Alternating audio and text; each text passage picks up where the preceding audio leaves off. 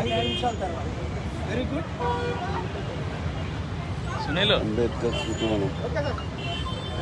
నిన్న ABN reporter మీద అనంతపూర్లో ఫోటోగ్రాఫర్ మీద జరిగిన దాడిని నేను తీవ్రంగా ఖండిస్తున్నాను. ఈ మధ్యలో గత నెల 2 నెలల తర్వాత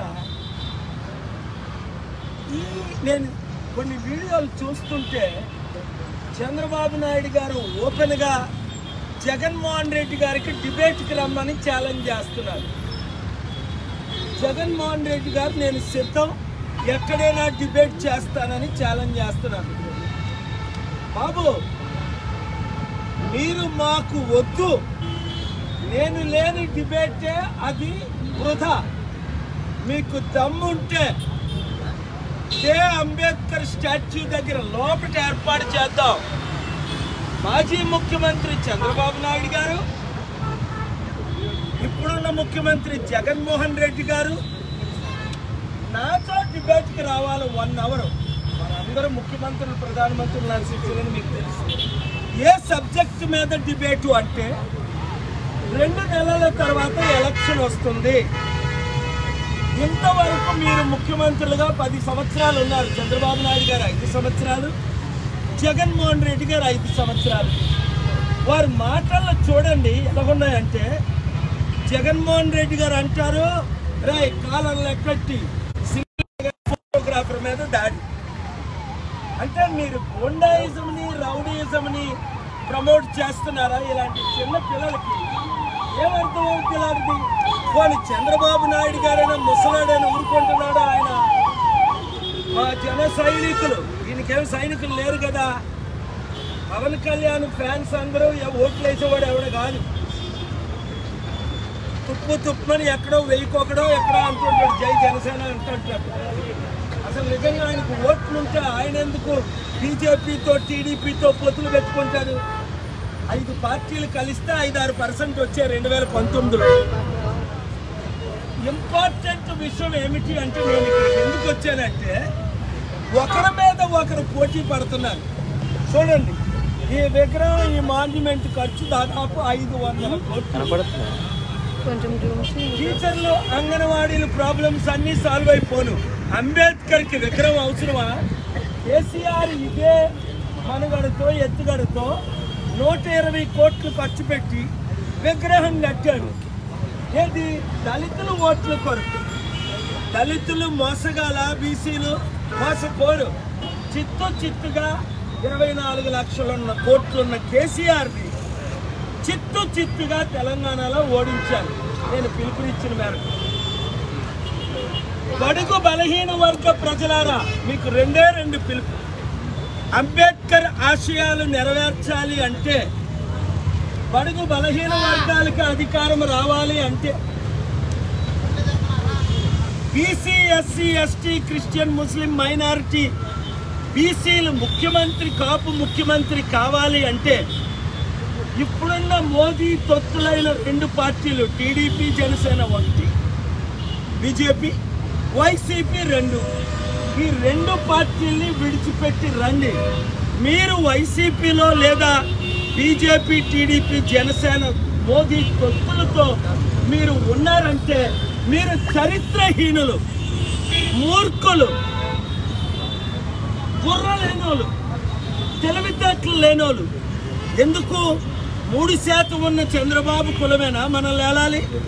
40 సంవత్సరాలు. 5% ఉన్న పెద్దలేనా ఏలాలి? 77 సంవత్సరాలు. అంబేద్కర్ గారి ఆశయాలు ఏంటి? ఎడంకాలతో ఆయన మంత్రి పదవిని ఎందుకు? అరే బాబు, నాకు జెండాలు వద్దురా, దండలు వద్దురా, విగ్రహాలు వద్దురా, రాజ్యాధికారం కావాలరా అని ఆయన నెత్తి నోరు కొట్టుకొని ఆత్మ ఘోషిస్తుంటే, ఆయన కనీస కాన్స్టిట్యూషన్ రాసిన కాన్స్టిట్యూషన్ చదివారా? ఆర్టికల్ 14 చదివారా? ఆర్టికల్ 19 చదివారా? ఆర్టికల్ 21 చదివారా? ఆర్టికల్ 32 చదివారా? చదివినోడు ఎవడు? బీజేపీ మోదీ తొత్తులకు ఓటేయరు. చూడండి, దాడులు ఎక్కడ చూసినా దాడులే. రేపు నేను వెళ్తున్నాను హైదరాబాద్. జొన్నగడ మెథడిస్ట్ చర్చ్ మీద జై శ్రీరామ్ అన్నందుకు 30 మందిని చెదలబాదారు. 3-4 తాగు పరిస్థితులు ఉన్నారు. చర్చిల్లో తగలబెట్టేస్తున్నారు. జై శ్రీరామ్ అన్న వాళ్ళని జై శ్రీరామ్ అన్నవాడిని, జై హనుమాన్ అన్నవారిని జై హనుమాన్ అనమనియండి. జై జీసస్ ప్రైజ్ ద లార్డ్ అన్నవారిని జై జీసస్ ప్రైజ్ ద లార్డ్ అన్నమనండి. జై అల్లా ఓ అక్బర్ అన్నవారిని అన్నవ్వండి. అందుకనే ప్రపంచంలో 200 దేశాల్లో 200 కోట్లు ముస్లింలు, హిందువులు, క్రైస్తవులు నా అభిమానులు, నా ఫాలోవర్స్. ఎందుకు నేను ఏ మతాన్ని దూషించను, ఏ కులాన్ని ఎత్తి చూపించను. అంబేద్కర్ ఆశయాలకు విరుద్ధంగా ఇప్పుడున్న 2 పార్టీలు మోదీకి తొత్తులు అయ్యారు కనుక మీరు నిజంగా 10 లక్షల కోట్ల అప్పు తీరాలి అంటే వడ్డీ కట్టలేని పరిస్థితి. ఇప్పుడు జగన్మోహన్ రెడ్డి గారు మళ్ళీ వస్తారు. ఆయనకి అసలు బుర్రే పనిచేయట్లేదు. బుర్ర పనిచేస్తే రేవంత్ రెడ్డి గారి లాగా, స్టాలిన్ లాగా, కాన్రాడ్ సంగమ మేఘాలయ ముఖ్యమంత్రి లాగా, కేజ్రీవాల్ ఢిల్లీ లాగా 16 ముఖ్యమంత్రులు ఈ మధ్య నన్ను కలిశారు. 4 సార్లు 5 సార్లు రేవంత్ రెడ్డి గారు కలిశారు ఈ నెల 2 నెలల్లో. ఈయన 5 సంవత్సరాల్లో అభివృద్ధి చేద్దాం వద్దు, మేము సిద్ధం ఓడిపోవడానికి కానీ అభివృద్ధికి మాత్రం సిద్ధం కాదు. బాబోయ్ నేను నెత్తి నోరు పెట్టుకున్నా, చేతులు జోడించి అడిగా, ఇప్పుడైనా జగన్మోహన్ రెడ్డి గారు మీకు చిత్తశుద్ధి ఉంటే విగ్రహాలు కట్టడం కాదు, మా డబ్బులు ఖర్చు పెట్టి మీకున్న లక్షల కోట్లతో మీరు ఏమైనా కట్టుకోండి. మా అంబేద్కర్ మా ఎందుకన్నా మీ కాదు, ఆయన అంబేద్కర్. ఒక బీసీ కాపుగా దళితుల అమ్మాయిని పెళ్లి చేసుకొని ఒక దళిత నాయకుడిగా మాట్లాడుతున్నాను. మా అంబేద్కర్కి విగ్రహాలు వద్దు, ఉలమాలు వద్దు. మోసపోమంటే మేము మోసపోవు. చంద్రబాబు నాయుడు అంటే మోదీ కంటే పెద్ద విగ్రహం 5,000 కోట్లతో కడతాడట అప్పు చేసి. మాకెందుకు ఈ అప్పులు? ఒక్కొక్క కుటుంబానికి 5 కోట్ల రూపాయల అప్పు ఉంది. అర్థమైందా మీకు? గమనించండి.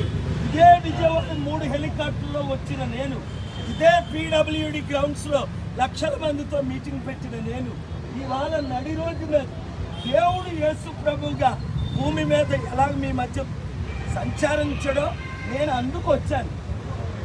యుద్ధం పెట్టడానికి రాలేదు, శాంతి తీసుకురాడు. తిండి లేకుండా, బట్ట లేకుండా, చదువు లేకుండా, ఉద్యోగాలు లేకుండా, కంపెనీలు లేకుండా అప్పులు చేసేసి మిమ్మల్ని సర్వనాశనం చేస్తున్న ఈ 2 పార్టీలు మోదీ తొత్తులైన టీడీపీ, వైసీపీ నుంచి విడిపించి ప్రజాశాంతి పార్టీని గెలిపించమని కోరుతున్నా. గెలిపిస్తారా? ఆయనేమంటాడు, రౌడీలుగా తయారవ్వండి, స్లీవులు ఎత్తండి అనుభవసరికి. లోకేష్ ఏమంటాడు, మీరు దాడులు చేసి 12 కేసులు పెడితేనే నాతో అపాయింట్మెంట్. ఎవరికి కావాలి కానీ అపాయింట్మెంట్? ముద్దులేని గాడిదలకి తప్ప. మీ నాన్న నా ముందు 22 సార్లు నిలబడ్డాడు లోకేష్, చంద్రబాబు నాయుడు. నాకు మీ నాన్న అపాయింట్మెంట్ కావాలా, నీ అపాయింట్మెంట్ కావాలా? బుద్ధి లేనివాడు ఎవడో మీ జెండాలు మోస్తారు. కనుక ఈ వచ్చే ఎలక్షన్లో నేను విశాఖపట్నం ఎంపీగా పోటీ చేస్తున్నాను. ఆంధ్రప్రదేశ్లో మంచి ఎమ్మెల్యే క్యాండిడేట్. జనసేన ఎలాగా 25 సీట్లకి మేము కుక్కలువా తుమ్ములేస్తే ఆ కుక్కల్లాగే అమ్ముడుపోయారు. 25 సీట్లకి టీడీపీకి అమ్ముడుపోయారు. బీజేపీకి తొత్తులు అయిపోయారు జనసేన, చంద్రబాబు, జగన్. మీకు మోదీ తొత్తులు కావాలా?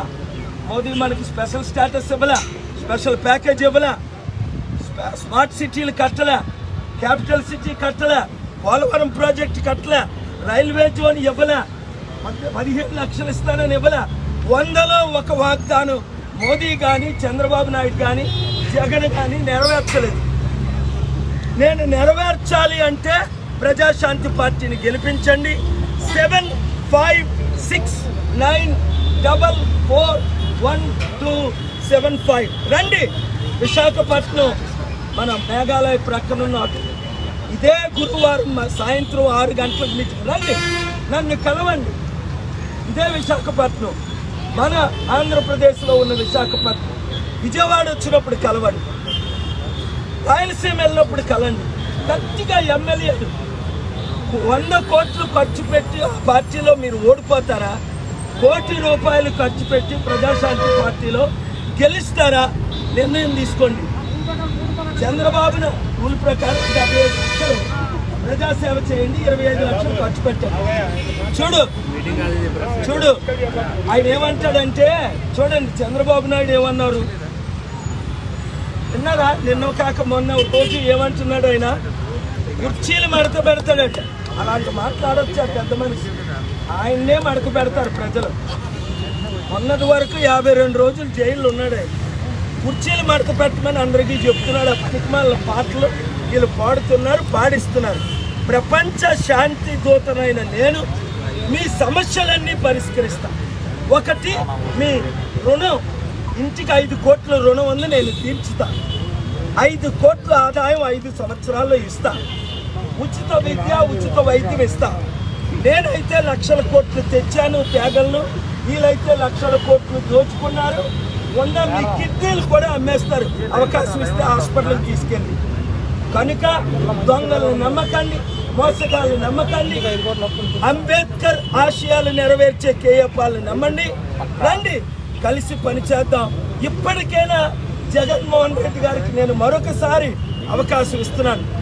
అనేక విషయాల్లో మీకు నేను మద్దతు ఇచ్చాను. రండి ఒక్కసారి కలుద్దాం, ఒక్కసారి మాట్లాడదాం. మంచి మనసుతో 16 మంది ముఖ్యమంత్రులు కలిసినట్టు, 9 మంది ప్రధానులు కలిసినట్టు నన్ను కలవండి, కలిసి పనిచేద్దాం. నేను ఎటువైపు ఉంటే అటువైపే 175 ఎమ్మెల్యేలు గెలుస్తారు, 25 ఎంపీలు గెలుస్తారు. నాతో కలిసి పోరాడితే మీకు విజయం, డబ్బులు వస్తాయి, అభివృద్ధి జరుగుతుంది. అది టీడీపీ చర్చతో నాతో వచ్చి నాతో కలుస్తారా, లేదా వైఎస్ఆర్సీపీ కలుస్తారా, లేదా మనం ఒంటరిగా వెళ్దామా? ప్రజలే నిర్ణయిస్తారు.